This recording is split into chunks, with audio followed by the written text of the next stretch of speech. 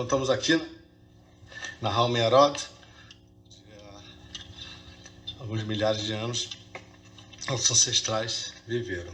Mas toda a formação dessa área aqui é de um grande recife submarino que há 100 milhões de anos atrás estava embaixo d'água. E aqui em toda a parte nós podemos ver as marcas e os sinais fósseis dos braquiópodas, que é um filo que lembra os bivalves, os moluscos de duas conchas, mas são um filo totalmente distinto, é mais uma convergência. Então, todas essas marcas aqui pertenceram a organismos vivos. Vamos dar uma olhadinha aqui bacana para que vocês possam entender como é que se formou aqui essas cavernas que nossos ancestrais viveram. Esse são um recife que também tem uma grande composição de rochas calcárias e que ao longo dos milhões de anos foi escavando as cavernas, que depois que elas forem expostas à superfície se tornaram essa habitação para os homens, os hominídeos, né, que viveram aqui. Mas a gente vai saber mais sobre eles daqui a pouco. Agora eu vou falar um pouquinho sobre essa formação dos recifes de braquiópodas e outras criaturas marinhas. A gente sabe que isso aqui era um mar porque braquiópodes são animais exclusivamente marinhos e bentônicos, ou seja, eles vivem no fundo. E aqui a gente vai vendo aqui as marcas de existência dessas criaturas em toda parte, não é? A gente vai vendo aqui que tem fósseis para todo lado, impressões fósseis para todo lado. O olho não treinado passa batido. Nós vamos dar uma xeretada e mostrar para vocês um pouquinho desse passado muito, muito distante. Isso aqui, quando estava embaixo d'água, a Terra era habitada ainda pelos dinossauros, ok? Final do Jurássico e até o fim do Cretáceo. Então isso aqui, há 100 milhões, 120 milhões de anos atrás, estava tudo embaixo do mar.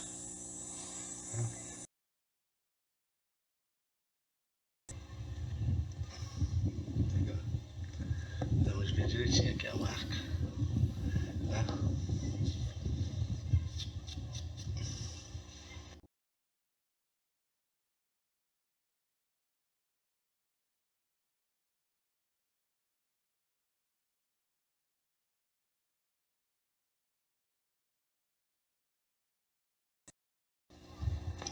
Aqui podemos ver aqui as marcas, né, da presença dos braquiópodes, toda a parte, né, as marcas de suas conchas calcárias, bivalves, né, são duas válvulas, e algumas espécies eram articuladas, outras não. A maior parte dessas espécies do filo braquiópoda já se extinguiu nesse período do Paleozoico. Mas nós temos ainda umas 120 formas de braquiópodes ainda existentes nos oceanos. Então a gente aqui vê em toda parte, essas marcas são todas de organismos vivos. Então, tá aqui para vocês um pouquinho desse passado muito, muito distante e a história da formação das grutas que nós vamos ver a seguir. Então, se um dia vierem aqui, já vão saber um pouquinho o que olhar e o que procurar.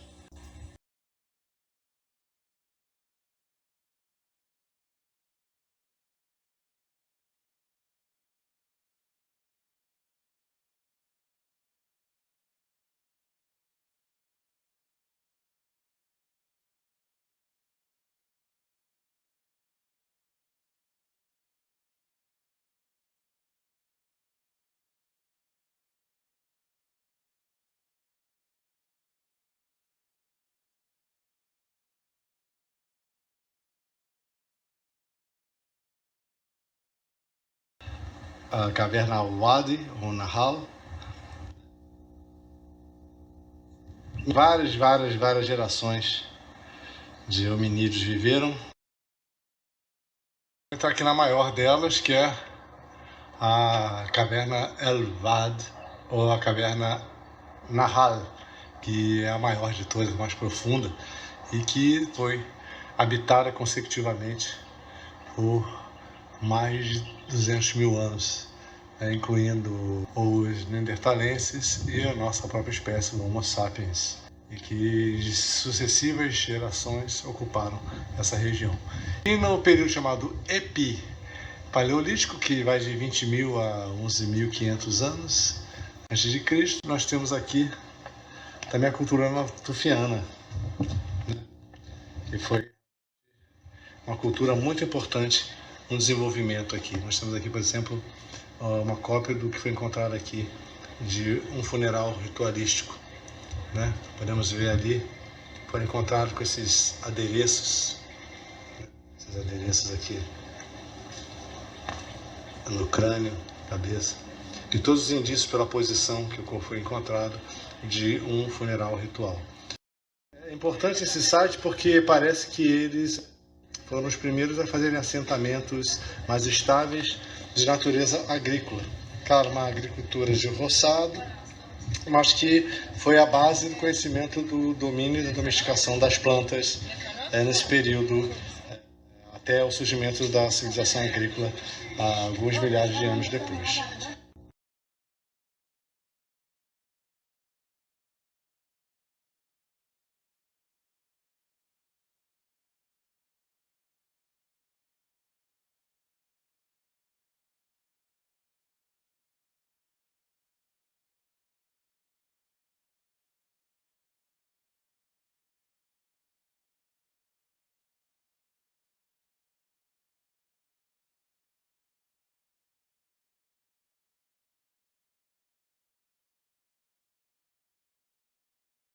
Uma olhadinha aqui em Alvades, aqui tudo preparado já para receber os turistas, tem um filmezinho, se vocês quiserem assistir, tem toda uma sequência aqui de luzes. Aqui dá grandes festas do período paleolítico, né? A invenção da boate e do neon. E aqui nós temos então uma caverna mais profunda que provavelmente abrigou bastante mais gente, dando um senso de segurança, obviamente. E também tem aqui as aberturas, poderiam ser aberturas no teto, por onde a ventilação corria, que permitia que eles acendessem fogueiras aqui dentro sem se sufocarem. Então você vê que é uma caverna bem extensa, onde nossos ancestrais se protegeram dos elementos. E, como diz, os natufianos fizeram isso aqui um bom uso, porque eles criaram um tipo de cultura mais estável, mais, digamos assim, sedentária, com a observação do ciclo de crescimento das gramíneas e de seus grãos. Então foram encontrados resquícios de centeio, selvagem e de outros tipos de gramíneas.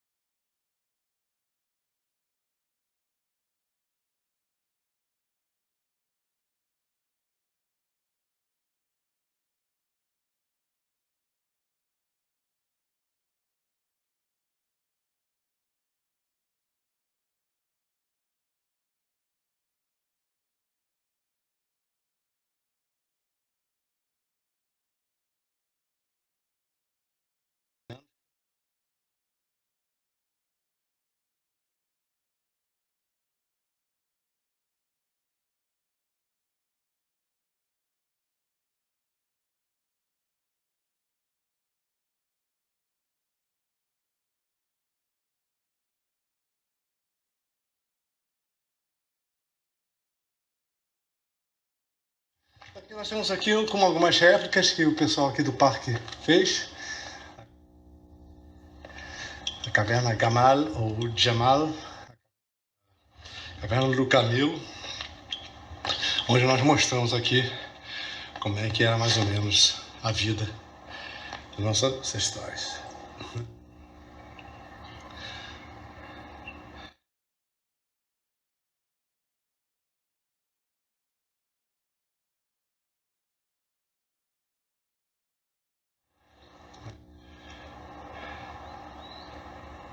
e que as fogueiras, a fumaça era aspirada para aquelas ventilações ali naturais do calcário. Isso aqui nós temos uma caverna menor, que é na caverna Wadi, mas provavelmente é um lugar onde eles usavam para fazer a comida, remover os couros, fazer o trabalho de curtição do couro, defumação, roupas, etc. Então tá aqui. Período Musteriano. E sobre os períodos nós vamos ver na próxima caverna, que é a mais importante em termos paleontológicos, apesar de não ter sim toda essa magnitude de habitação, de vida, mas ela é muito importante por um motivo que nós veremos. E é a causa disso aqui ter sido transformado num patrimônio da Unesco. Vamos aqui.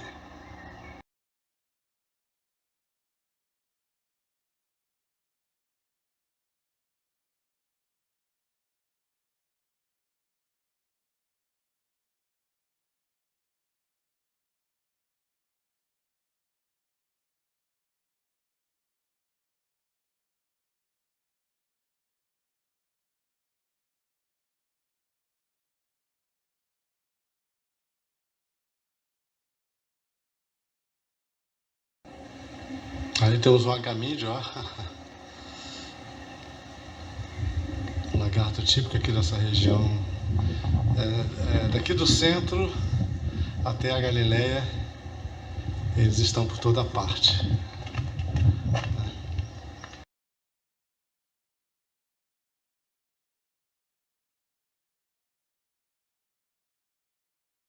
Essa caverna é uma das mais importantes da paleoantropologia do Oriente Médio, que é a caverna Tanur, ou Tabun, que possui um dos mais preservados e a sequência cronológica da passagem dos hominídeos pelo Levante, por essa região.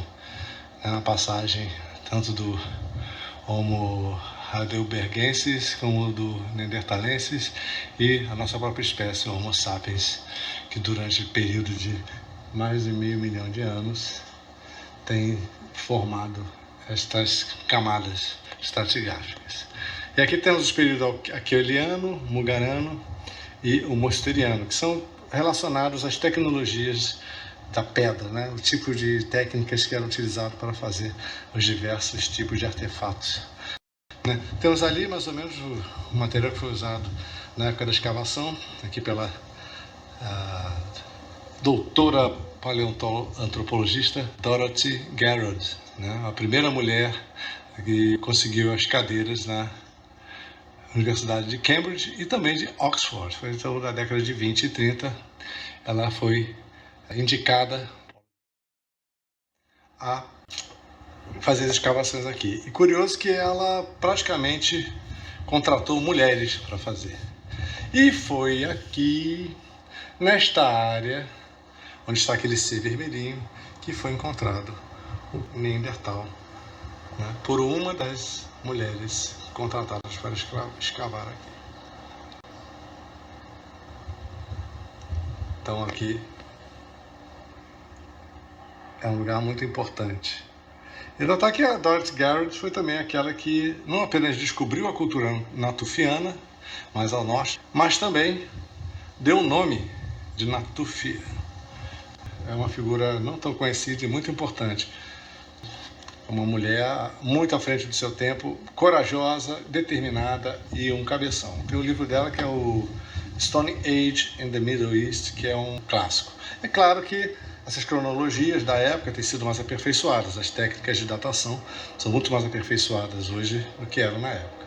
Mas nós temos ali as camadas que vão desde a areia, da época onde há uma presença de água aqui grande, subindo para o período que indica o efeito das glaciações na Europa, com as argilas. Devido à formação geológica, a gente pode mais ou menos ter uma ideia do que ocorreu no clima e no ecossistema desses períodos. Eu vou deixar aqui para vocês darem uma olhadinha, quem quiserem aprender mais, dá aí um pause e depois vocês podem se aprofundar nessas descobertas maravilhosas. Eu sempre venho aqui na Nahal Me'arot, sempre que eu venho a Israel, eu tenho que dar uma passada aqui. É um lugar realmente magnífico, tão cheio de história e tão fundamental para a história humana, porque aqui sempre foi um lugar de passagem, de ligação entre a África, a Ásia e a Europa.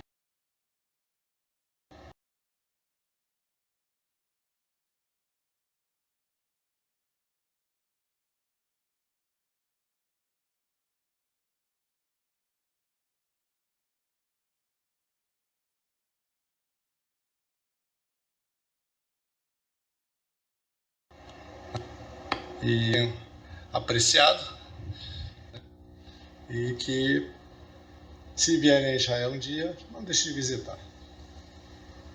Um abraço.